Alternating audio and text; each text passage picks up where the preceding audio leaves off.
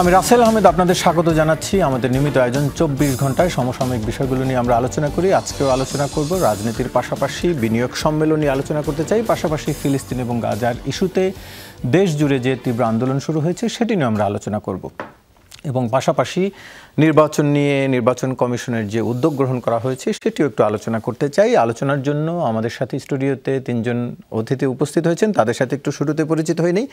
ডান দিক থেকে শুরু করছি, জনাব হাবিবুর রহমান হাবিব, বিএনপি চেয়ারপারসনের উপদেষ্টা, আপনাকে আলোচনায় স্বাগত জানাচ্ছি।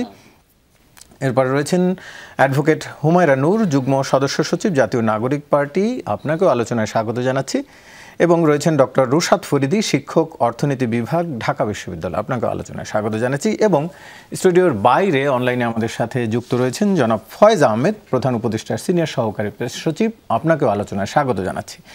আমরা আলোচনা শুরু করতে চাই, স্টুডিও থেকে একটু শুরু করছি, একটু ফিলিস্তিন ইস্যুতে আসলে আমরা শুরু করতে চাই, যেটি আসলে আজকে দেশ জুড়ে আন্দোলন শুরু হয়েছে। একটু সেটি নিয়ে শুরুতে জনাব অ্যাডভোকেট হুমায়রা নূর, একটু আপনার কাছে আসতে চাই। আমরা দেখলাম যে গতকাল রাতেই এনসিপির পক্ষ থেকে, এনসিপির দলীয় বলবো নাকি ব্যক্তিগত উদ্যোগে, সার্জিস আলম একটি আহ্বান জানিয়েছেন দেশবাসীকে দলমত নির্বিশেষে সবাইকে আজকে বিক্ষোভে সামিল হওয়ার জন্য।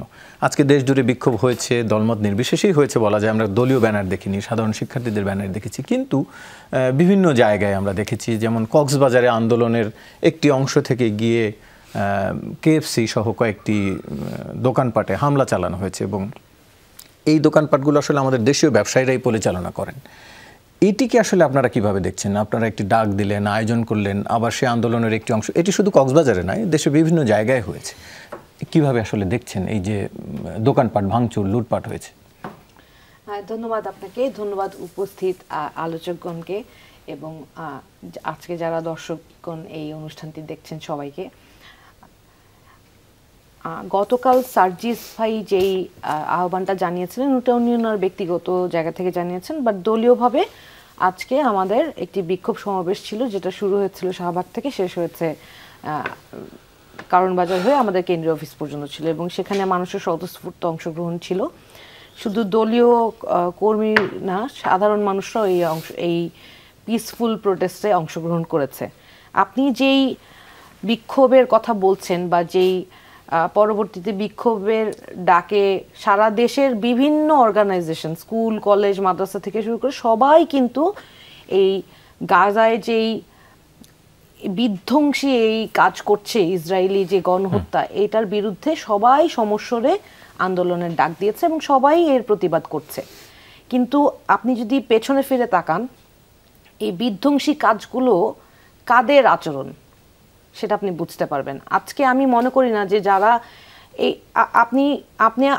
আপনি বাংলাদেশ থেকে বসে এই প্রোটেস্ট কিভাবে করবেন, আপনার আওয়াজটা পৌঁছে দিবেন। আপনি যদি ভাঙচুর করেন, আমি সাধারণ মানুষকেই বলবো যে যারাই অতি উৎসাহী হয়ে বা অসৎ উদ্দেশ্যে এই ধরনের কাজগুলো করছেন, আপনি কোনোভাবেই কোনো ভালো মেসেজ বিশ্বের কাছে পৌঁছে দিচ্ছেন না।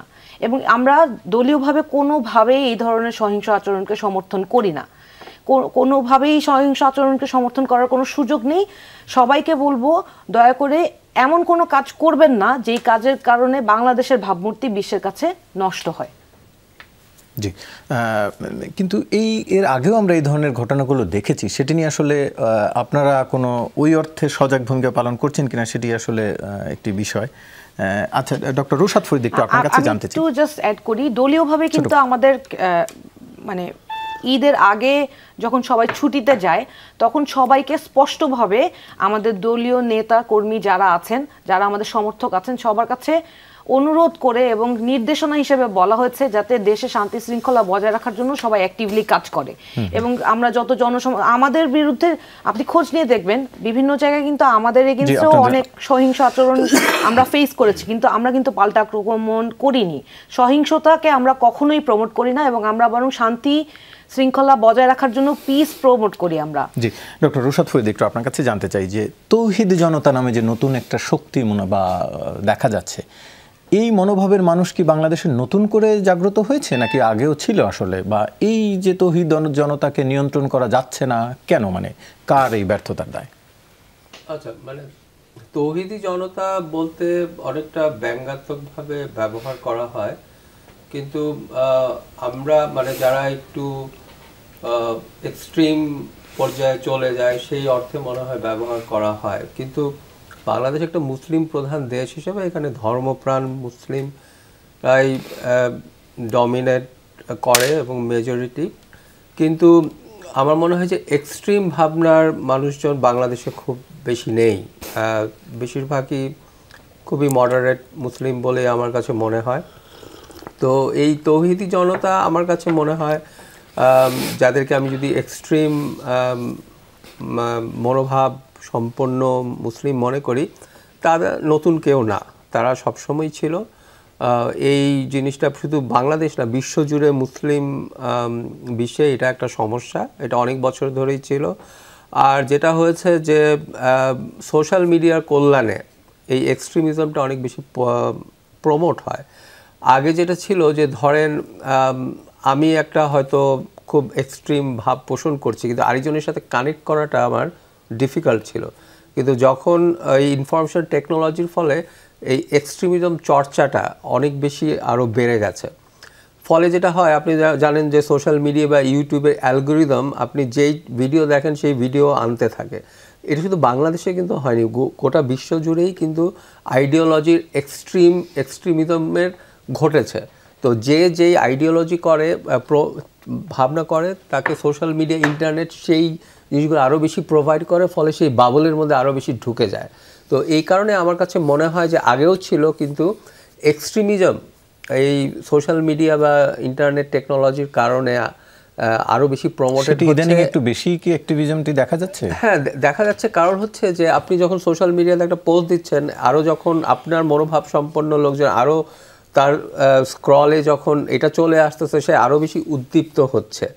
তো যেটা আমি বলতে চাই যে ওনার তার মানে কি ইন্টারনেটের দায়? শুধু ইন্টারনেট তো এক্সট্রিমলি পাওয়ারফুল একটা জিনিস। তো এটার মাধ্যমে এই এক্সট্রিমিজমগুলো, ধরেন আমেরিকাতে হোয়াইট সুপ্রিমেসিস্টরা ইউরোপ জুড়ে তারা প্রমোশনটা আগের চেয়ে কেন পাচ্ছে? হোয়াইট সুপ্রিমেসিস্টরা বা যারা ওই জাতিগত সুপ্রিমেসিতে বিশ্বাস করে, রেসিজম, তারা কিন্তু এখন ইউরোপ জুড়ে নির্বাচনে জয় পাচ্ছে। ডানপন্থী দলগুলোর জয় বেশি হচ্ছে। কি কারণে হচ্ছে? তো এই জন্য আমার কাছে মনে হয় যে এটা একটা ফ্যাক্টর, কিন্তু এটাকে সরকারের দায়িত্ব হচ্ছে কি এটাকে কন্ট্রোলে করা। এবং সেই হিসাবে আমি মনে করি যে যেই ঘটনাগুলো আজকে ভাঙচুর যেগুলো হয়েছে বা যা হয়েছে, এগুলোকে ধর্মের নামে বা গাজার প্রতি সহানুভূতি সামনে কোনোভাবেই ছোট করে দেখার উপায় নেই। এগুলো হচ্ছে গিয়ে অপরাধ, গুরুতর অপরাধ, ফৌজদারি অপরাধ, এবং তাদেরকে অবশ্যই বিচারের আওতায় আনতে হবে।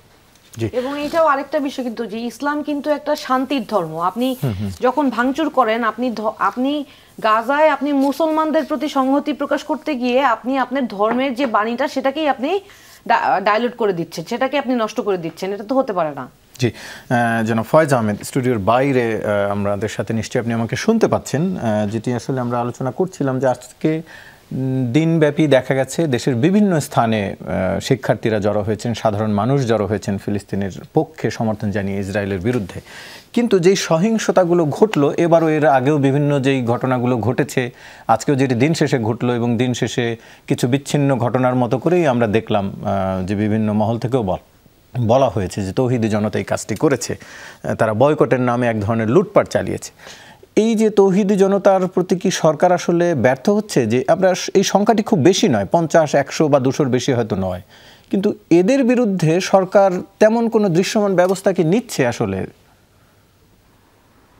জি, আপনাকে ধন্যবাদ। আমি যেহেতু ভার্চুয়ালি আপনার সঙ্গে কানেক্ট হয়েছি, বেশ কিছু আলোচনা যারা করেছেন অনেকটা আমি শুনতে পাইনি। আপনার প্রশ্ন পুরোপুরি হয়তো আমার কাছে আসেনি, তবে আমি আপনার যে প্রশ্নটা সেটা আমি বুঝতে পেরেছি।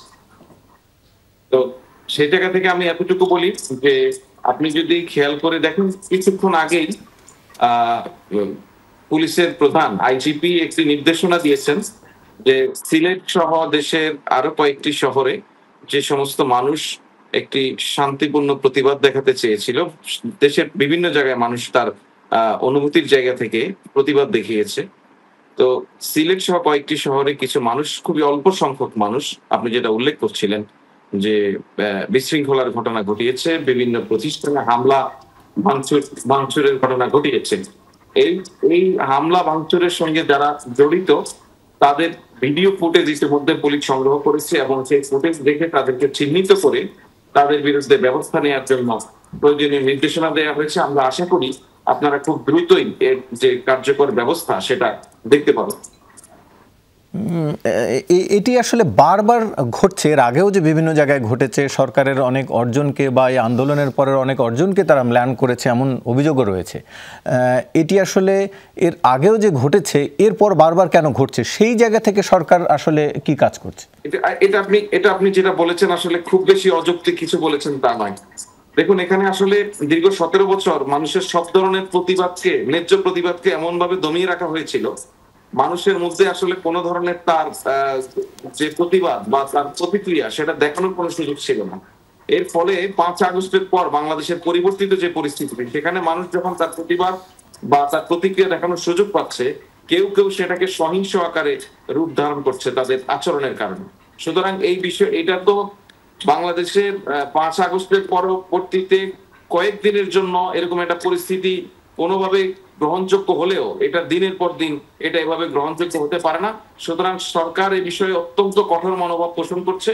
সরকার এই সাম্প্রতিক সময়ে যে সমস্ত ঘটনায় মানুষ এই ধরনের সংঘবদ্ধ অপরাধের সঙ্গে জড়িয়ে পড়ছে, মানুষ বিভিন্ন জায়গায় হামলা করবে, তাদের ক্ষেত্রে কোনোভাবে ছাড় দেওয়ার কোনো সুযোগ নেই।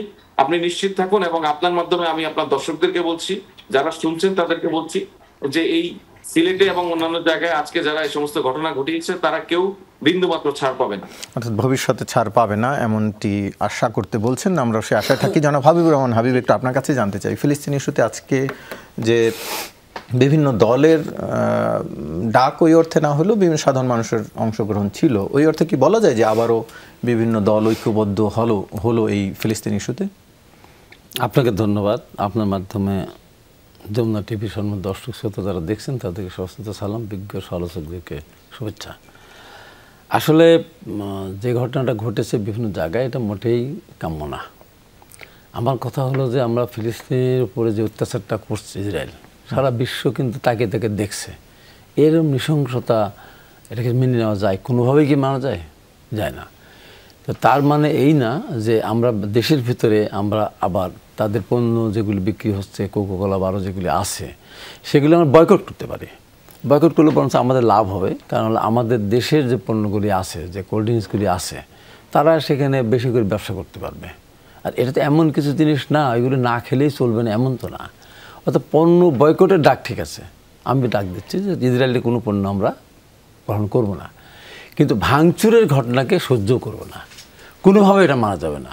এটা পুলিশ প্রশাসন বলেছে, পুলিশ প্রধান বলেছেন, আইজিপি সাহেব বলেছেন যে কোথাও ছাড় দেওয়া যাবে না, ছাড় দেওয়া হবে না। আর ভিডিও ফুটেজ দেখেই এগুলির বিরুদ্ধে ব্যবস্থা নেওয়া উচিত বলে মনে করি।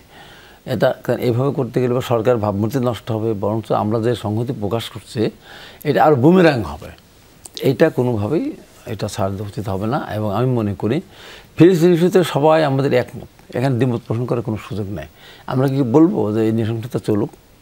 কেউ আমরা বলবো না। অতএব এখানে আমাদের একমত হতে কোনো সমস্যা নেই। আমরা করতে পারি কি, আমাদের এই মিছিলগুলি অনেক বড় করে দেখিয়ে আন্তর্জাতিকভাবে আমরা এটা সমর্থন আদায় করতে পারি যে ফিলিস্তিনের উপর যে অত্যাচারটা হচ্ছে সেটা বন্ধ করা উচিত। কিন্তু যারা দেখবে, যারা শুনবে, তো শুনে না, দেখে না, ওরা দেখে না। তো আজকে এটাকে এক বাক্যে বলতেই হয়, এখনও তো আবার চুপচাপ থাকার কোনো সুযোগ নেই। এটা তো টোটাল দায় হলো মার্কিন যুক্তরাষ্ট্র। তারা যদি এই প্রশ্রয়টা না দিত তাহলে কি আপনার এটা সম্ভব হতো? কোনোভাবে সম্ভব হতো? আর পাশাপাশি মুসলিম যে কান্ট্রিগুলি যারা আছে, তারা শক্তিশালী, বিশেষ করে সৌদি আরব আছে, মিশর আছে, সিরিয়া আছে, যারা যেগুলি আছে, এরা তো ঐক্যমত না। এরা যদি একজোট হয়, ইসরায়েল কত লোক, কত এই সামান্য একটা এলাকার সামান্য কিছু মানুষ, তারা টোটাল মিডল ইস্টকে তছনছ করছে, মানবতাকে ধ্বংস করছে, মানবতাকে মানে কী বলবো, এসে নৃশংসতা অতীতে কোথাও হয়তো কোথাও হয়েছে, কিন্তু এইরকম দীর্ঘদিন ধরে এই যেসব শিশুরা প্রতিদিন মারা যাচ্ছে, প্রতিদিন আমরা দেখছি জানাজা পড়ছে, তারা একটা দিনকে বাদ দিয়েছে। এই যুদ্ধবিরতির কথা বলে, তার ভিতরে দেখি নৃশংসতা কে করছে, কার কারণে করতেছে, মার্কিন যুক্তরাষ্ট্রের কারণে। সে ব্যাপারে আমাদের কিন্তু খেয়াল করতে হবে যে একটা দেশ কেন এইভাবে এত একটা নৃশংসতাকে কেন প্রশ্রয় দেবে। মার্কিন যুক্তরাষ্ট্র যত টাকা, যত অস্ত্র দিয়েছে, যত ইসরায়েলকে, ফিলিস্তিনকে ধ্বংস করার জন্য, এই টাকাগুলি যদি অন্য অন্য দেশে অসহায় মানুষের পাশে গিয়ে দাঁড়াতো বা গরিব মানুষের পাশে গিয়ে দাঁড়াতো, তার ক্ষুধার্ত, এই পৃথিবীর মানুষ ক্ষুধার্ত থাকতো না। এত পরিমাণ টাকা থেকে তারা বিনিয়োগ করেছে। তারাও নিন্দা করি, যারা এই ঘটনা ঘটানোর জন্য সহায়তা করছে মার্কিন যুক্তরাষ্ট্রকে, এই ব্যবস্থা প্রচণ্ডভাবে ঘৃণা করি এবং প্রচণ্ডভাবে নিন্দা করি। আমি দেখেন, আমি বিএনপি করে আমরা ডেমোক্রেটকে সমর্থন করতাম। জো বাইডেন যখন এই ফিলিস্তিনের ইস্যুতে যখন মানে প্রচণ্ডভাবে সমর্থন দিল ইসরায়েলকে, আমি প্রতিনিয়ত বলতাম বাইডেন যেন কোনোভাবে জিততে না পারে। এমনভাবে আল্লাহকে দোয়া পর্যন্ত করতাম যে বাইডেন যেন কোনোভাবেই বিএনপির অবস্থান নাকি আপনার ব্যক্তিগত? আমার ব্যক্তিগত অবস্থান থেকে আমি বলছি, আমি ব্যক্তিগত অবস্থান থেকে বলছি। আমি এটা প্রচণ্ডভাবে বাইডেনকে ঘৃণা করা শুরু করলাম। একসময় তাকে আমি সম্মান করতাম। ফিলিস্তিন ইস্যুতে যখন সে একেবারে ইসরায়েলের পক্ষে অনড় হলো এবং সাংঘাতিকভাবে যে না পক্ষপাতিত্ব করে আসলো, তখন বুঝি। এবং দেখেন, এমন একটা কাজ আছে, বয়সের কারণে যে কারণে হোক সে নির্বাচনই করতে পারলো না। আমার মনের আশা সেদিনই পূরণ হয়েছে যে এই ব্যক্তিটার অন্তত সাজা হওয়া উচিত। আজকে যেমন ট্রাম্প, সেও একই নীতি অবলম্বন করেছে। আমার মনে হয় সারা বিশ্বের সত্যটা হওয়া উচিত যে এই নৃশংসতাকে কোনোভাবেই মেনে নেওয়া যায় না। তাই আমি বলবো, বাংলাদেশের সমস্ত মানুষ আমরা ঐক্যবদ্ধ এবং এটা প্রচণ্ডভাবে ইসরায়েলের নৃশংসতাকে আমরা ঘৃণা করি। আমাদের সুযোগ থাকতো যে এই পৃথিবী যদি আগের মতো হতো, মল্লযুদ্ধ যদি হতো, তরবারের যুদ্ধ যদি হতো, তাহলে আমি আহ্বান করতাম, আমি নিজে সেখানে চলে যেতাম। এটা মানা যায় না। হ্যাঁ, ওখানে গিয়ে শহীদ হয়ে যেতাম, মুসলিম ভাইদের প্রতি নির্যাতনের পাশে গিয়ে শহীদ হতাম। কিন্তু এখন তো সেই দিন না, এখন তো মারবে তার উপর থেকে, তারা তো বিমান হামলা করছে। তা নাহলে আহ্বান জানাতাম, হ্যাঁ চলে যেতাম। ঠিক, আমরা একটু বিনিয়োগ সম্মেলন প্রসঙ্গে আলোচনা করতে চাই। আজকে বিনিয়োগ সম্মেলন শুরু হয়েছে 4 দিন ব্যাপী। ডক্টর রুশাদ ফরিদ, একটু আপনার কাছে এই বিষয়ে একটু জানতে চাই। আমরা যেটি নিয়ে আলোচনা করছিলাম যে আজকে বিনিয়োগ সম্মেলন শুরু হলো, বিদেশি অনেক বিনিয়োগকারী বাংলাদেশে আসলেন, 40 দেশের প্রায় 600-র বেশি বিনিয়োগকারী বাংলাদেশে আসলেন। তো ওই দিনই আমরা এই ধরনের হামলা দেখলাম বিদেশি প্রতিষ্ঠানের ক্ষেত্রে, প্রতিষ্ঠানগুলোর উপরে হামলা বা লুটপাট দেখলাম। যত ছোট পরিসরই হোক, বিচ্ছিন্ন ঘটনাই হোক, এটি একটি বার্তা নিশ্চয়ই দেয়। এটি বিনিয়োগ সম্মেলনের বিনিয়োগের উপরে প্রভাব ফেলবে বলে মনে করেন কি? প্রভাব তো না ফেলার আমি কোনো কারণ দেখি না। কারণ হচ্ছে যে এইরকম একটা, প্রথম কথা হলো যে 50টি দেশ থেকে প্রায় 550-600-র মতো প্রতিনিধি আসছে। তো এটা বাংলাদেশের ইতিহাসে একটি বৃহত্তম বিনিয়োগ সম্মেলন এবং এটা বাংলাদেশের অর্থনীতির যেরকম একটা টালমাটাল অবস্থা ছিল, আপনারা জানেন যে মাফিয়া ফ্যাসিস্ট শক্তি লুটপাট করে অর্থনীতির কী অবস্থায় রেখে গিয়েছিল, সেখান থেকে কিন্তু বাংলাদেশের অর্থনীতি হাঁটি হাঁটি পা করে আস্তে আস্তে একটু স্ট্যাবিলিটির দিকে যাচ্ছে। এর মধ্যে ট্রাম্পের যে শুল্কটা বসালো হলো, সেটা একটা বাংলাদেশের জন্য একটা খুব বড় ধাক্কা। যদিও সব দেশেই এটা চাপানো হয়েছে, কিন্তু বাংলাদেশের এক্সপোর্ট, গার্মেন্টস এক্সপোর্টের সবচেয়ে বড় সিঙ্গেল কান্ট্রি ডেস্টিনেশন হচ্ছে আমেরিকা। তো সেখানে অর্থনীতির জন্য কিন্তু একটা বড় ধাক্কা। এই পরিস্থিতিতে এই ব্যাকগ্রাউন্ডে এই বিনিয়োগটা সম্মেলনটা অত্যন্ত গুরুত্বপূর্ণ। তো 50টি দেশ থেকে 550টি প্রতিনিধি দল এসছে এবং খুব হাই প্রোফাইল বিজনেস পার্সনরা এখানে আছেন। তো এরকম পরিস্থিতিতে তো আমরা ছোটোখাটো অনাকাঙ্ক্ষিত ঘটনাও আমরা ঘটতে দিতে চাই না। সেখানে ব্যবসায়ীদের যে সবচেয়ে বড় কনসার্ন, তাদের ব্যবসা প্রতিষ্ঠান, বিনিয়োগকারীরা তো ব্যবসা করতেই আসবেন, সেই জায়গায় হামলাটা আমার কাছে মনে হয় অত্যন্ত গুরুতর ঘটনা। এবং এটা আমার কাছে মনে হয় যে এটা কি সেই তথাকথিত তৌহিদি জনতার এক্সট্রিমিস্ট এলিমেন্ট যে করেছে, নাকি সুযোগ সন্ধানী আগে ফ্যাসিস্ট এলিমেন্ট যারা সবসময় দেশের ভাবমূর্তি ক্ষুণ্ণ করা, যে কোনো ক্ষতি করার জন্য ওত পেতে আছে, তাদের মধ্যেও কিছু এটা হতে পারে, মানে একটা পূর্ব পরিকল্পিত একটা নাশকতাও হতে পারে, মানে সম্ভাবনা তো উড়িয়ে দেওয়া যায় না। এই জন্যই ফৌজদারি অপরাধ ছাড়াও এটা এই ধরনের বিষয়কে অত্যন্ত গুরুত্বের সাথে নিয়ে এটা দ্রুত অপরাধীদেরকে চিহ্নিত করে শাস্তির আওতায় এনে সম্মেলন চলাকালীন সময়ে অপরাধীদের একটা শাস্তির বিধান করে একটা বার্তা দেওয়া উচিত, যেহেতু এটা বুধবার দিন পর্যন্ত চলবে। তো কারণ এটা আসলে বিনিয়োগকারীরা যেই প্রত্যাশা, যেই আশা নিয়ে এখানে আসছেন, তাদের সবচেয়ে বড় আশঙ্কার জায়গাটাই তো বাংলাদেশে থাকে যে এখানে আইনের শাসনটা আছে কিনা। কারণ ব্যবসার পূর্ব শর্ত হচ্ছে কি স্ট্যাবিলিটি, এবং আইনের শাসন ছাড়া তো স্ট্যাবিলিটি, পলিটিক্যাল স্ট্যাবিলিটি থেকেই ইকোনমিক স্ট্যাবিলিটিটা আসে। তো এই বার্তাগুলো যদি ব্যবসায়ীরা ঠিকমতোভাবে না পায় সরকারের কাছ থেকে, দেশের আর্থসামাজিক পরিস্থিতি থেকে, তাহলে অবশ্যই তারা শঙ্কিত বোধ করবে। তো সেই হিসাবে এটা আমার কাছে মনে হয় যে এই ঘটনাটি একটা খুবই আশঙ্কাজনক ঘটনা, এবং এটার তড়িৎ ব্যবস্থা নিয়ে সরকারকে উচিত একটা বার্তা এই উপস্থিত বিনিয়োগকারীদেরকে দেওয়া উচিত। আমরা আরো এই বিষয়ে আলোচনা করবো, তবে তার আগে একটি বিরতি নিয়ে আসতে চাই। দর্শক, ছোট্ট একটি বিরতির পর ফিরছি, সঙ্গেই থাকুন। আবারও স্বাগত, দেখছেন 24 ঘন্টা আলোচনায় ফিরছি। অ্যাডভোকেট হুমায়রা নূর, একটু আপনার কাছে জানতে চাই, আমরা যেটি দেখলাম যে বিনিয়োগকারীরা এসছেন, কিন্তু একটু জানতে চাওয়া যে আসলে বিনিয়োগকারীদেরকে আমরা নতুন কোনো কিছু দেখাতে পারছি কিনা, যে আগের অবস্থানটি যেমন বেশ কিছু বিদেশি বিনিয়োগকারীরা আজকেও তারা বলেছেন যে বাংলাদেশের ব্যবসায়ের ক্ষেত্রে প্রশাসনিক জটিলতা এটি একটি বড় সমস্যা। যখন বাকিরা জানতে চেয়েছে যে এদেশে ব্যবসার জন্য বড় বাধা কি, প্রশাসনিক জটিলতার কথা তারা বলেছেন কেউ কেউ। সেই জায়গা থেকে আমরা নতুন করে কিছু কি আসলে স্টাবলিশ করতে পেরেছি এখন পর্যন্ত, যেটি বিনিয়োগকারীদেরকে আমরা দেখাতে পারছি যে এটি আগে ছিল এখন আর নেই, আপনারা আসেন, নাকি পুরনো অবস্থার মধ্যে আমরা কেবল আশ্বাস দিচ্ছি যে আমরা ভবিষ্যতে এটি করব? না, আমরা শুধু আশ্বাস দিচ্ছি না, আমরা অ্যাক্টিভলি কাজ করছি। আপনি যদি দেখেন প্রশাসনিক জটিলতা বলতে আমি যদি ভেঙে প্রসেসটা বলি, যখন এফডিআইগুলোর ক্ষেত্রে যখন ইনভেস্টররা বাংলাদেশে ইনভেস্ট করতে আসে, তখন প্রশাসনিক জটিলতাগুলো কোথায় হয়?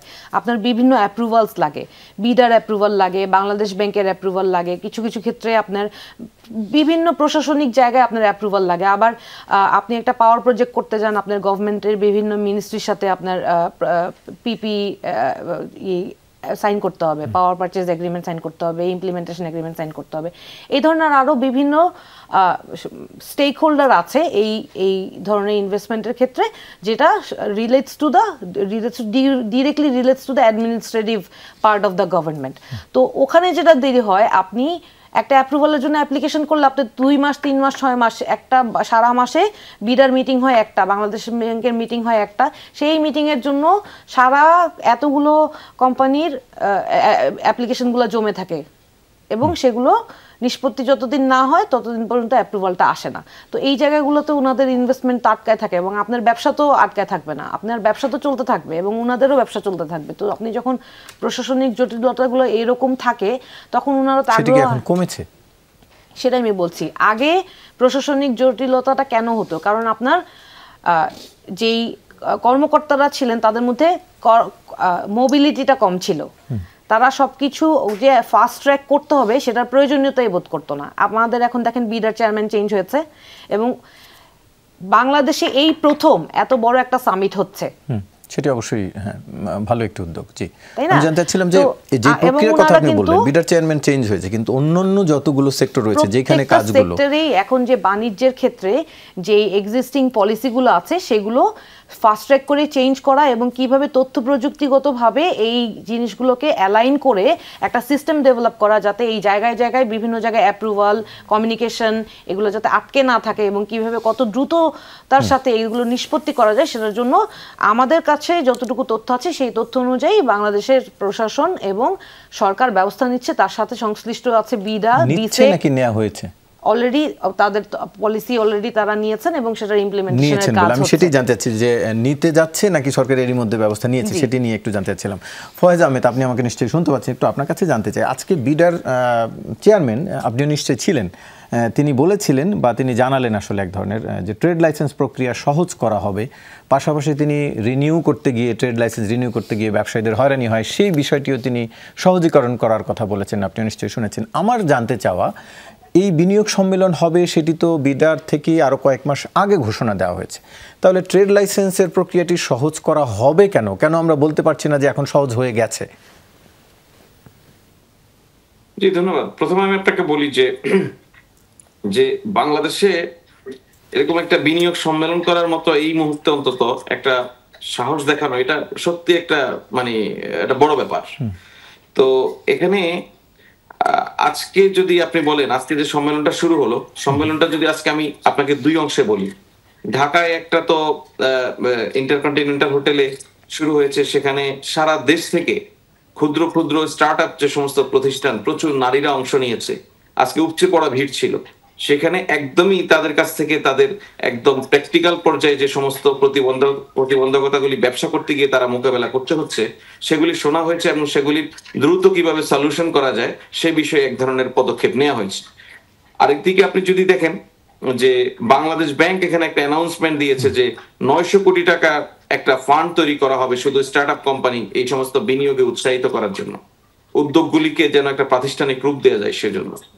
অপরদিকে আজকে আপনি যদি খেয়াল করেন, আপনাদের সারাদিনের সংবাদে আমরা দেখেছি, আমি নিজে উপস্থিত ছিলাম চট্টগ্রামে। আজকে হচ্ছে চট্টগ্রামের যে আনোয়ারায় কোরিয়ান ইপিজেড যেটা, সেখানে ঢাকা থেকে প্রায় আপনার 60 জনের বেশি, 70 জনের মতো বিদেশি বিনিয়োগকারী সেই কোরিয়ান ইপিজেডটা ভিজিট করেছে।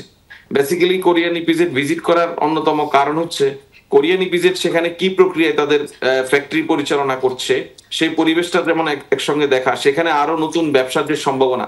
শুধু আপনি যদি কোরিয়ান ইপিজেড এর কথা বলি, সেখানে এখন 40,000 লোকের কর্মসংস্থান তৈরি হয়েছে।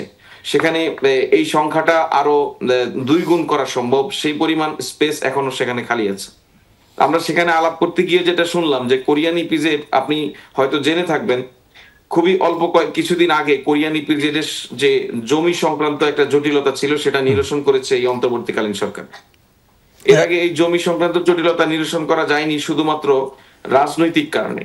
সেখানকার স্থানীয় একজন সংসদ সদস্য তিনি চেয়েছিলেন যে ওই কোরিয়ান ইপিজেডের মধ্যে তিনি একটা জমি নিয়ে তিনি ব্যবসা করবেন।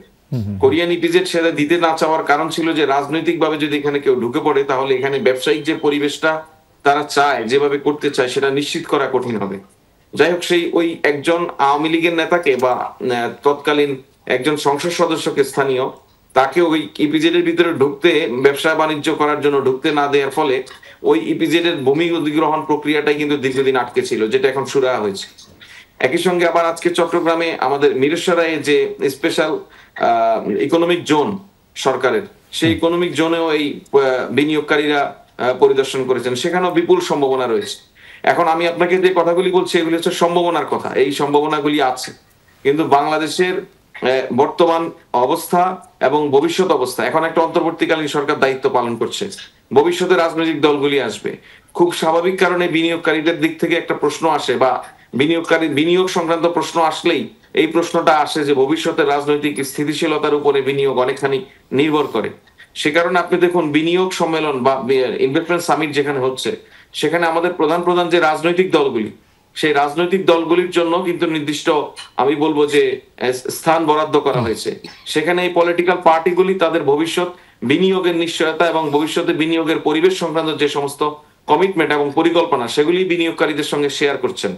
আবার বিনিয়োগকারীরা এই পলিটিক্যাল পার্টিগুলির সঙ্গে আলাপ করতে পারছে যে ভবিষ্যতে রাজনৈতিক পরিবর্তন হলে এখানে বিনিয়োগ সংক্রান্ত যে সমস্ত পলিসি এগুলি পাল্টে যাওয়ার সম্ভাবনা আছে কিনা।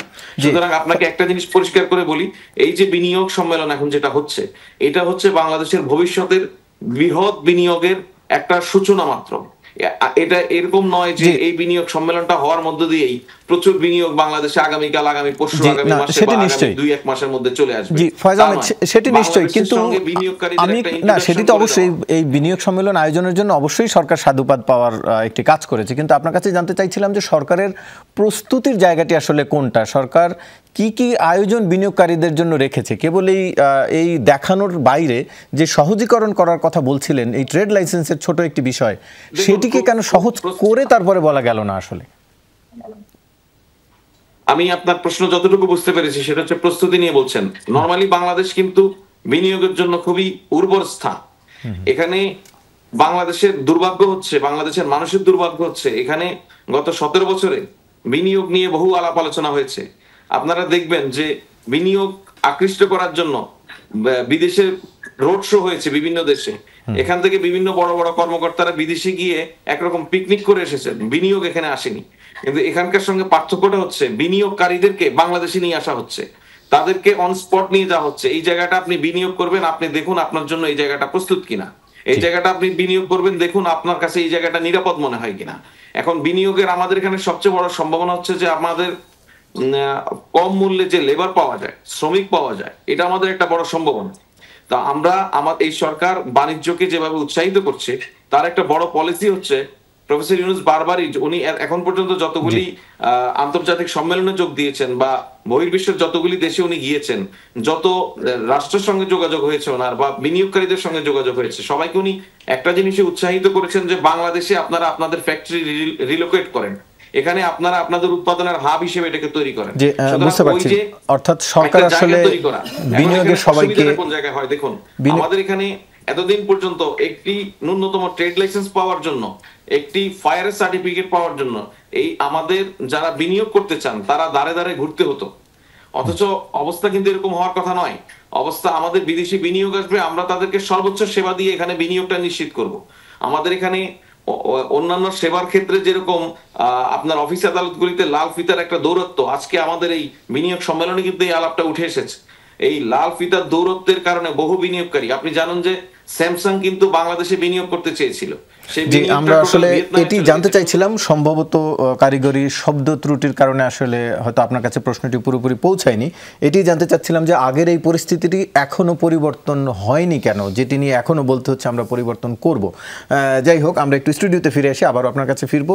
জনাব হাবিবুর রহমান হাবিব, একটু আপনার কাছে জানতে চাইছি, নিশ্চয়ই আপনি শুনেছেন যে এরই মধ্যে বিভিন্ন প্রায় 50টি দেশের 600-র বেশি বিনিয়োগকারী বাংলাদেশে এসছেন। রাজনৈতিক সরকার থাকা না থাকায় কি খুব একটা প্রভাব পড়ছে? স্যামসাংয়ের $22 বিলিয়ন আমি এই বিনিয়োগ যে আজকে যে সম্মেলন হলো, 50টা দেশের যে 550-600 মতো যারা এসেছে এবং সরকার এটা আনতে সক্ষম হয়েছে, যেন সরকারকে আমি ধন্যবাদ দিতে চাই। কিন্তু কথা হলো যে বিনিয়োগকারীরা তখনই আশ্বস্ত হবেন যদি পরিস্থিতি, রাজনৈতিক পরিস্থিতি স্থিতিশীল থাকে। অস্থিতিশীল রাজনৈতিক পরিস্থিতি যতই আমরা বলি না কেন, তারা বিনিয়োগ করবে না। দ্বিতীয়ত আইন শৃঙ্খলার একটা বিশাল ব্যাপার আছে। আইন শৃঙ্খলা যদি এখানে ঠিকমতো পরিস্থিতি না চলে, তারপরে আপনার ঘুষ দুর্নীতি, যেটা আমি দেখে এসেছি, এবং অনেকে এখানে আসলে ঘুষ দুর্নীতি এটার জন্য তারা অনেক সময় মুখ ফিরিয়ে নিত। আমলাতান্ত্রিক যে জটিলতা, দীর্ঘদিন ঘুরতে হয়, যেটা সহজে হওয়ার কথা, ওই ঘুষ দুর্নীতির কারণেই বিভিন্ন জায়গায় ঢুকতে হয়। আরেকটা হলো যে এইটা হলো দীর্ঘসূত্রিতা। তারা আসে ইমিডিয়েট একটা বিনিয়োগটাও করে তারা একটা প্রতিষ্ঠান তৈরি করতে চায়, কিন্তু ঘুরতে ঘুরতে তারা আগ্রহ হারিয়ে ফেলে। বিনিয়োগের অনেক জায়গা, যেমন আমার বাড়ি পাকশি, ঈশ্বরদী, সেখানে পাকশি ব্রিজের অনেক বড় একটা এলাকা, সেখানে ধরেন প্রায় 40-42টার মতো প্রতিষ্ঠান আছে। সে অনেক প্রতিষ্ঠান হতে পারে, সেখানে আরও ধরুন 100 প্লট সেখানে আছে, হতে পারে বিনিয়োগ। এখন ওই যে এক কথা এক জায়গায় রাজনৈতিক স্থিতিশীলতা না আসলে, এখন ধরেন যারা আসছেন রাজনৈতিক নেতৃবৃন্দ সেখানে আছেন, তারা হয়তো বলছেন, আশ্বস্ত করছেন যে যদি আমরাও ক্ষমতা যাই, কথার দ্বারা বলছি যে আমরা এই বিনিয়োগ যে পরিস্থিতি আছে বা আমরা এই পলিসি আমরা ঠিক রাখবো। তারপরেও যারা আসবে তারা একটু চিন্তা করবে। এই জন্য রাজনৈতিক স্থিতিশীলতা আসার জন্য একটা নির্বাচনও দরকার। একটা নির্বাচিত সরকার আসলে তখন কিন্তু বিনিয়োগকারীরা আরও আশ্বস্ত হবে। এই আওয়ামী লীগ দীর্ঘ 15.5 বছর ক্ষমতায় ছিল, তারা নির্বাচনের নামে তারা কিন্তু একদলীয়ভাবে তারা ইয়ে করেছে, দেশ পরিচালনা করে, যেখানে অনেকে আসতে চায়নি। তার কখন কি হয় না, যেহেতু তারা জনগণ দ্বারা নির্বাচিত ছিল না, এবং শেষ পর্যন্ত তারা কিন্তু পালিয়ে যেতে বাধ্য হয়েছে। এই জন্য একটা নির্বাচিত সুষ্ঠু নির্বাচনের খুব দরকার। আরেকটা জিনিস আমি আজকে বলবো আপনাদের, আমরা কিন্তু ইদানিং লাগামহীন কথাবার্তা বলা শুরু করেছি। আমরা বিদেশি যারা আমাদের বিশেষ করে কিছু ভাইয়েরা আছেন, একসময় আন্দোলনের পক্ষে তারা কথা বলেছেন, দেশের মধ্যেও আছে অনেকে রাজনৈতিক নেতারা, তাদের যে ভাষা, এই সমস্ত ভাষা যদি বিদেশিরা শোনে, বাংলাদেশ বোঝে, তো এটা কোন অসভ্য দেশের মধ্যে আসছে। যে সমস্ত টক শো বা যে সমস্ত কথা বলে, ওগুলো বাঙালির কোনো ভাষা না, এবং এটা শোনা যায় না, পরিবারকে সাথে করে শোনা যায় না। এই রাষ্ট্রপতিকে বলতেছে কুত্তার বাচ্চা, সেনাপ্রধানকে বলতেছে হারামজাদা, এটা কি? কোন দেশে বসবাস করতেছে? এই অসভ্য দেশকে আসতে হবে, এদের লাগাম টানা উচিত। দেশের বাইরে থেকে নার্দন কর্তন এমন শুরু করেছেন, দেশটা সব কিছু তারা করেছে। তারা একটা গুলি খেলো না, তাকে মিছিল করলো না, তারা কোন টিয়ারশেল খেলো না, তারা এখন ওই বিদেশ থেকে বড় বড় লেকচার দিয়ে এখন পরিবেশটা নষ্ট করতেছে এবং উস্কিয়ে দিচ্ছে। বিভিন্ন মব সৃষ্টি করতেছে। এই মব সৃষ্টি করার মধ্য দিয়ে এমন একটা অবস্থা প্রতিরোধ হয়ে যায়, তখন কোথায় যাবো আমরা? এই জন্য আমি বলি সরকারকে এই দিকেও খেয়াল রাখতে হবে। যা ইচ্ছা তাই মুখ দিয়ে বলে যাবে, বিদেশি থেকে যা ইচ্ছা তাই বলে যাবে, দেশের ভিতরে যা ইচ্ছা তাই বলে যাবে। আপনি আপনি আপনি রাষ্ট্রপতিকে কুত্তার বাচ্চা বললেন, হারামজাদা বললেন, সৌরের বাচ্চা বলেন, আবার রাষ্ট্রপতির কাছে শপথ নিতে যাচ্ছেন। এই যে সরকারকে আরো খেয়াল রাখার কথা বলছেন, জিনিসগুলো সরকারকে দেখতে হবে। তো আপনি আপনার শপথ নিচ্ছেন, আপনার উপদেশে শপথ নিচ্ছেন রাষ্ট্রপতির কাছে, আপনি সেই রাষ্ট্রপতিকে বলছেন সেখানে সজাগ থাকা উচিত। ডক্টর রুশাদ ফরিদ, একটু আপনার কাছে জানতে চাইবো যে আপনি খেয়াল করেছেন কিনা, আজকে নির্বাচন কমিশন একটি রূপরেখা তারা প্রণয়নের কথা বলছে। খসড়া প্রাথমিক রূপরেখা তারা তৈরি করেছে। সেখানে নির্বাচনী আচরণবিধি, ভোটে যে পোস্টার না থাকা প্রার্থীদের, সে বিষয়ে তারা পরিকল্পনার কথা বলছে। তো এই যে নির্বাচনী কার্যক্রম শুরু হচ্ছে, আমরা জানি নির্বাচন সংস্কারের একটি প্রক্রিয়াও শুরু হয়েছে, একদিকে আবার নির্বাচনের এই রূপরেখাও তৈরি হচ্ছে। আপনি আসলে সংস্কারের ভবিষ্যৎ কি দেখছেন কিনা, নাকি সংস্কার ছাড়াই, কাঠামোগত সংস্কার ছাড়াই নির্বাচনের দিকে এগিয়ে যাচ্ছে, সেটি নিয়ে আপনার মন্তব্য জানতে চাইবো। তবে তার আগে একটি বিরতি নিয়ে আসি। দর্শক, ছোট্ট একটি বিরতির পর ফিরছি সংবিধান। আবারও স্বাগত, দেখছেন 24 ঘন্টা আলোচনায় ফিরতে চাই। ডক্টর রুশাদ ফরিদি, যে বিরতির আগে জানতে চাইছিলাম যে রূপরেখা এরই মধ্যে নির্বাচন কমিশন দিয়েছে, তার মানে নির্বাচনী সংস্কারের ভবিষ্যৎ কি দেখছেন? আচ্ছা, তো এটা বলার আগে আমি জাস্ট কয়েকটা সেকেন্ড নিচ্ছি যে আগের যে প্রশ্নটা আপনি করেছিলেন যে ইনভেস্টমেন্টটা ত্বরান্বিত করার জন্য সরকার কি স্টেপ নিচ্ছে, তো এটার জন্য সবচেয়ে বড় যে ইন্ডেক্সটা আছে সেটা হচ্ছে is of doing business index. সেখানে বাংলাদেশ আছে 168 নাম্বারে, 190টার মধ্যে। লাস্ট জরিপ যেটা হয়েছিল সেটা আওয়ামী লীগের আমলে আর কি, সেই অনুযায়ী। তো সেই অনুযায়ী এরপর নতুন কিছু আর হয়নি, কিন্তু আপনি যদি বিনিয়োগ বোর্ডের ওয়েবসাইটে যান দেখবেন যে তাদের অনেক কিছু কিন্তু চেঞ্জ হয়েছে। ট্রেড লাইসেন্স এখন 3 দিনে তারা দিচ্ছে। তারপর কনস্ট্রাকশন পারমিট এগুলোতে প্রায় 15টা স্টেপ ছিল, সেটা কমিয়ে 3-4টা স্টেপে আনা হয়েছে। সো আমার কাছে মনে হয় যে ওই দিক থেকে অনেক ইমপ্রুভমেন্ট হয়েছে। এগুলো যখন ইমপ্লিমেন্টেশন হবে তখন আমার ধারণা ইজ অফ ডুইং বিজনেসের ইন্ডেক্স যেটা দেখে বিনিয়োগকারীরা মূলত জাজ করে একটা দেশ, সিদ্ধান্ত নেয়, তো সেটাতে অনেক উন্নতি ঘটার সম্ভাবনা আছে যদি সেগুলো ইমপ্লিমেন্টেশন ঠিক হয়। আচ্ছা, এখন আসছি আমি এই নির্বাচনের ব্যাপারটাতে। তো নির্বাচনের বিষয়টা তো আমাদের জনগণের মধ্যে একটা এখন সবচেয়ে বড় চিন্তার বিষয়, যে নির্বাচন আগে না সংস্কার আগে, এটা নিয়ে একটা বিরোধ তৈরি হয়েছে। এবং আমরা বিভিন্ন রাজনৈতিক দলের মধ্যে এই নিয়ে আমরা দ্বন্দ্ব দেখছি। তো আমার কাছে মনে হয় যে জিনিসটা স্পষ্ট না, একটি দল, আমাদের পার্টিকুলারলি এনসিপির একজন নেত্রী আমাদের এখানে আছেন, তিনি হয়তো জিনিসটা ক্লিয়ার করতে পারবেন। সেই তাদের নেতাদের কাছ থেকে এমন কথাও আসছে যে এটা বর্তমান সরকারকে আরও দীর্ঘায়িত করতে হবে, সংস্কার করতে হবে। কিন্তু আমার কাছে মনে হয় একজন সাধারণ নাগরিকের কাছে, আমাদের কাছে জিনিসটা ক্লিয়ার হতে হবে যে কী ধরনের সংস্কারে কত সময় লাগবে। এই জিনিসটা ক্লিয়ার না হলে সংস্কারের নাম করে একটা লম্বা সময় নির্বাচন পিছিয়ে দেওয়াটা আমার মনে হয় জনগণ সহজভাবে নিবে না। সেই জন্য এই ক্লারিটিটা দরকার, এই জিনিসটা পরিষ্কার করা দরকার যে আপনি কী সংস্কার চান এবং সেগুলোর জন্য কি সময় লাগতে পারে, এগুলো আপনারা আমাদের স্পষ্ট করে বসান। না হলে শুধু ব্ল্যাঙ্কেট করে, এই জন্য জনগণের মনে সেই চিন্তাটা আসে যে আমরা কি আমার নিজের রাজনৈতিক সুবিধার জন্য কি আমি সময়টা বাড়াতে চাচ্ছি। হুমায়রা নূর, একটু আপনার কাছে জানতে চাই যে সময় বাড়ানো নিয়ে সেটি একটু বলেছেন, তবে আমি একটু জানতে চাই যে আপনারা কি এই নির্বাচনী প্রক্রিয়া যে শুরু করতে যাচ্ছে নির্বাচন কমিশন, নির্বাচন আয়োজনের প্রক্রিয়া, এতে কি সংস্কারের ভবিষ্যতে নিয়ে কোনো আশঙ্কা করছেন? দেখুন, নির্বাচন এবং সংস্কারকে যে মুখোমুখি জায়গায় রাখা হচ্ছে এই বিষয়ে আমি একমত না। নির্বাচন অবশ্যই হবে, কিন্তু তার আগে আমরা যে আমাদের দাবি হচ্ছে, প্রক্রিয়া নিয়েও তো আপনাদের সহ অনেকের বেশ কিছু সংস্কার প্রস্তাব রয়েছে। জি, আমাদের মূল দাবি হচ্ছে মৌলিক সংস্কারগুলো করে তারপর নির্বাচন। এটার সাথে সরকার আরো বেশি দিন থাকুক, সময় নিক, এরকম কোনো কিছু আসলে আমাদের দাবি না। আমাদের পক্ষ থেকে বলাই আছে যে ডিসেম্বর মার্চে যে কোনো সময় ইলেকশন করা হোক, আমরা ইলেকশনের জন্য রেডি আছি। বাট আমাদের দাবি খুবই স্পষ্ট, আমরা ঐকমত্যের ভিত্তিতে এই মৌলিক সংস্কারগুলো চাই, যেটা খুবই প্রয়োজন। ছোট করে বলি, এক কথায় যদি বলি, তার কারণ একটাই, সেটা হচ্ছে বাংলাদেশে আর কোনো স্বৈরশাসক যাতে তৈরি হতে না পারে, এবং তার জন্য এই সংস্কারগুলো খুবই জরুরি। আপনি যদি সংস্কার আর বিচারের রোডম্যাপ দিয়ে দেন, এবং আমরা যদি দেখতে পাই যে এই সংস্কারগুলো করতে কিন্তু অনেকদিন প্রয়োজন নাই। এই সংস্কারগুলো করার ক্ষেত্রে আমরা বাধাগ্রস্ত হচ্ছি, বরং বড় রাজনৈতিক দল যাদের দায়িত্বটা আমাদের চেয়ে হয়তো আরো বেশি, যেহেতু তারা আমাদের চেয়ে আরো অনেক প্রবীণ দল, কিন্তু সেই জায়গা থেকে আমরা বাধা প্রাপ্ত হচ্ছি বলেই তো আমরা এই বিষয়ে প্রশ্ন তুলছি, আমাদের দাবিগুলো আরো শক্তভাবে উপস্থাপন করছি। এই জন্যই চাইবো যে সবাই যদি দেশের ভালো চায় এবং নিজে আবার স্বৈরাচারী হয়ে উঠতে না চায় এবং আপনার কাছে যুক্ত হতে চাই আমরা, আপনিও নির্বাচন কমিশন বিষয়েও কাজ করছেন, একটু জানতে চাইছি যে এই যে কাজটি, আজকে যে মেসেজটি আসলো নির্বাচন কমিশন থেকে, এর মাধ্যমে কি আসলে এক ধরনের বার্তা পাওয়া যায় যে সরকারি বার্তাটি দিচ্ছে যে কিছু কিছু বিষয়ে হয়তো সংস্কার হবে না, তাই এই বিষয়গুলোর রূপরেখা তৈরি করা যেতেই পারে, এরকম কিছু কিনা?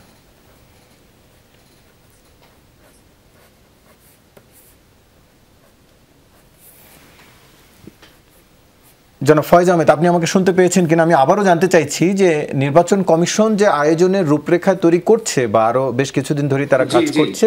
জি আমি বলছি আপনাকে, সেটা হচ্ছে দেখুন, একটা বিষয় হচ্ছে নির্বাচন কমিশন একটি স্বাধীন প্রতিষ্ঠান। নির্বাচন কমিশন তার নির্ধারিত আইন দিয়ে কাজ করে। তো নির্বাচনের সংক্রান্ত যে সমস্ত প্রস্তুতি যেভাবে নেওয়া প্রয়োজন, নির্বাচন কমিশন যতক্ষণ পর্যন্ত না তাদের হাতে নতুন কোনো কিছু দেয়া হবে ততক্ষণ পর্যন্ত সেই আইন অনুযায়ী সে তার কাজ এগিয়ে নিয়ে যাবে। এটাই একটা স্বাভাবিক প্রক্রিয়া, যেটা আপনি খুব ভালোভাবে জানেন। তো সেই কাজগুলি নির্বাচন কমিশন করবেই। অপরদিকে আপনি যদি দেখুন যে সংস্কার নিয়ে যে সমস্ত আলাপ আলোচনা হচ্ছে, আজকেও কিন্তু জাতীয় মতৈক্য কমিশন একাধিক রাজনৈতিক দলের সঙ্গে বৈঠক করেছে। সুতরাং সংস্কার সংক্রান্ত যে সমস্ত কার্যক্রম সেগুলি এগিয়ে চলছে। এখন সংস্কারের বিষয় আসার পরে নির্বাচনের এমন কোনো বিষয় ঘটবে না যাতে করে আমূল সবকিছু পাল্টে যেতে পারে। আপনি মানে যদি ধরেন ভোটারই তো ভোট দিবে, এই জিনিসটার কোনো পরিবর্তন ঘটবে না। সুতরাং এই সমস্ত জায়গাগুলিতে নির্বাচন কমিশন তার যে মৌলিক সকল কার্যক্রম সেগুলি তার মতো করে তারা এগিয়ে নিচ্ছে। সংস্কারের কার্যক্রমগুলি রাজনৈতিক দলগুলির সঙ্গে আলাপ আলোচনা হচ্ছে। রাজনৈতিক দলগুলির মতৈক্যের ভিত্তিতে যতটুকু সংস্কার ওনারা চান ততটুকু সংস্কারের ভিত্তিতে, যেটা প্রফেসর ইউনূস জাতির উদ্দেশ্যে দেওয়া ভাষণে বলেছেন, চলতি বছরের ডিসেম্বর থেকে আগামী বছরের জুনের মধ্যে আগামী সংসদ নির্বাচন অনুষ্ঠিত হবে। সেই লক্ষ্যে সরকার যেমন কাজ করছে, নির্বাচন কমিশনের কাছে এটা একটা আইডিয়া, এই সময়টা বা এটাকেই একটা টাইম ফ্রেম ধরে তারা তাদের কাজ এগিয়ে নিবে, এটা একটা স্বাভাবিক প্রক্রিয়া। সুতরাং এখানে আমরা অনেক রাজনৈতিক আলাপ হলেও আমরা রাজনৈতিক দলগুলির সঙ্গে সরকারের এই সমস্ত সংক্রান্তে আভ্যন্তরীণ যে যোগাযোগ, সেই যোগাযোগের মধ্যে আমরা কোনো সন্দেহ সংশয় বা নির্বাচন কমিশনের কার্যক্রমে যেভাবে তারা করছে তাতে সংস্কারের পথে কোনো বাধা এভাবে দেখছি না। আমরা পুরো বিষয়টাকে স্বাভাবিকভাবে দেখছি। জি, জনাব হাবিবুর রহমান হাবিব, একটু আপনার কাছে জানতে চাই যে নির্বাচনী প্রক্রিয়া শুরু হলো, তার মানে কি আর সন্দেহ রয়েছে বিএনপির যে নির্বাচন পিছিয়ে যাচ্ছে বা পিছিয়ে যাওয়ার কোনো ষড়যন্ত্র রয়েছে? আমরা কোনো সময় নির্বাচন হবে না 5 বছর পরে 10 বছর পর হবে আমরা এগুলো চিন্তা করি না। কিন্তু আপনারা ষড়যন্ত্রের কথা বলছেন। ষড়যন্ত্রের কথা কিছু মানুষের কথা হতো, কেউ বলছে 4 বছর সরকার থাকবে, কেউ ডেট এক্সপায়ার্ড সাংবাদিক বুদ্ধিজীবী 4 বছর কেন, 10 বছর কেন, 17 বছর, মানে পাগলের প্রলাপ। সেটি ব্যক্তি হিসাবে যে কেউ তার ইচ্ছার কথা বলতেই পারে। দেশটা কি মগের বললো না, প্রত্যেকেই তার নিজের ইচ্ছার কথা বলতে পারলে গিয়ে এসব পাগলামি কি শুদ্ধ করার জিনিস? একটা দেশের নির্বাচন হবে না 17 বছর বলে বসলো, একটা হবে, এটা নির্বাচনটা হতে হবে সংস্কার। আমি বলি যে এই বাংলাদেশকে সোজা পথে নিয়ে আসতে হলে কিচ্ছু দরকার নেই, সততা আগে দরকার, সাহসী হতে হবে, সততা থাকতে হবে, তার ভিতরে ঘুষ দুর্নীতি বন্ধ করতে হবে। আপনি আমি তো নির্বাচন করে দেখলাম, তো আমার মতো অত্যাচারিত তো কেউ হয়নি, হেলিকপ্টার আমাকে ঢাকা আসতে হয়েছে। আপনি নির্বাচন আপনার সংস্কার করে দেন। যদি কোনো প্রার্থী কারোর পোস্টার ছেড়ে তার অফিস আক্রমণ করে বা পুড়িয়ে দেয়, তার প্রার্থীতে বাতিল দেন না, সোজা হয়ে যাবে, এক কথা সোজা। ভোট কেন্দ্রে গিয়ে যদি কেউ ফলস ভোট দেয় এবং ভোটে হাঙ্গামা সৃষ্টি করে, তার প্রার্থীতে বাতিল। আপনার মাধ্যমে একটু অনুরোধ করতে চাবো যে আমরা এনসিপি থেকে লোকালি যখন জনসংযোগ করতে যাচ্ছি তখন আমরা দেখতে পাচ্ছি যে বিভিন্ন সময় আমরা আপনাদের দলীয় সমর্থকদের হাতে নানাভাবে নানান ধরনের সহিংসতার শিকার হচ্ছি। আপনার মাধ্যমে আমি অনুরোধ করব যে আপনি আপনার দলের যারা সমর্থক আছেন, যারা কর্মী আছেন, তাদেরকে বলবেন যাতে এই ধরনের সহিংস আচরণ করে দেশের মানুষের কাছে ভুল মেসেজ না দেয় যে বিএনপিও ওই সহিংসতার রাজনীতি। অবশ্যই বিএনপির কর্মীদের কাছে পরিষ্কার মেসেজ কিন্তু যদি এখনই সহিংসতার কাজ করেন তাহলে অবশ্যই আমি কেন যেই হোক না কেন বলা থাকবে, কারোর পোস্টার যে ছিড়বে সন্তুষ্ট প্রমাণ প্রার্থীর উপরে হামলা করছে বা যিনি প্রতিদ্বন্দ্বী তার উপরে হামলা করছে, এটা তো বিরাট ব্যাপার।